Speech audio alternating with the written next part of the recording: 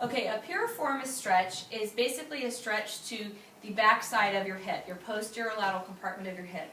The reason it's so important is because every time that you go to approach the gorilla or the bear costume, or actually any of them, you have to have a little bit of a hip hinge. If you don't have the mobility in your actual hip joint and it kind of stops there, you tend to round. Okay? If you don't understand that concept, I can go over it, but just trust me, you're going to need this flexibility exercise, which is a piriformis stretch. Most of you have seen this before, you've done it before, but it is also another one that's often done incorrectly. So one way to do it, and I'm going to show several ways, is simply lie on your back, cross your ankle over your opposite knee. You want to make sure that your head is supported if it's not in neutral. So mine is okay, but if you're kind of a little bit tighter or you have a little bit of rounding up here, you're going to want to support yourself with a pillow or a towel or grab a sweatshirt or anything you have if you're just at the theater. Now take your hands, grab around your opposite thigh, and you want to pull straight in. You want to feel it here, and if you're stretching the right and you're grabbing around your left thigh, you want to bias the stretch a little bit towards that left shoulder with that left knee, and then you'll find a little bit more intense stretch. You want to hold this stretch at least 30 seconds to get a nice elongation of the structures that you're stretching. Now, another way to do it is to be seated. Let me get the chair. And this is really easy to find it anywhere. You can just sit on the chair, sit on the edge, cross your ankle over your knee.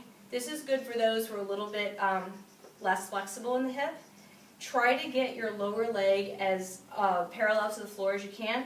Another common mistake is this foot will just be like out here. You want to make sure that that foot is right underneath the knee. And then you want to sit up as tall as you can and hip hinge forward.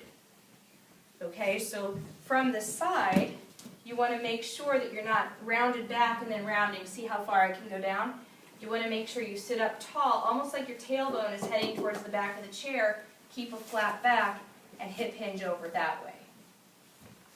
Okay, lastly, one more way to do it is to do, any of you yogis out there, is to do more of what's called a half pigeon pose. You can bring your knee up towards your wrist, try to get your foot as up as high as you can so that the leg is parallel to the edge of the mat. I'm not perfect in that, I can't actually do it that way. Your pelvis should be square to the mat, so you don't want to be turned out this way and then go down. Look how far I can go down.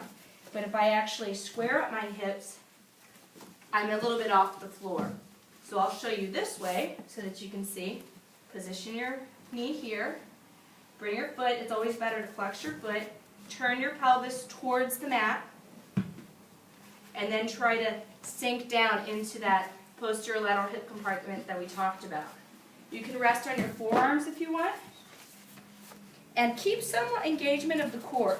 You don't want to be down like this. I still have some level of my belly tucked in a little bit, and my shoulders are still backing down, head and neck in alignment. Some people you'll see will be able to go reach all the way to the floor. I need a little bit more of this, so I can't. But you want to hold this at least 30 seconds, each one of those stretches. And that's the piriformis stretch.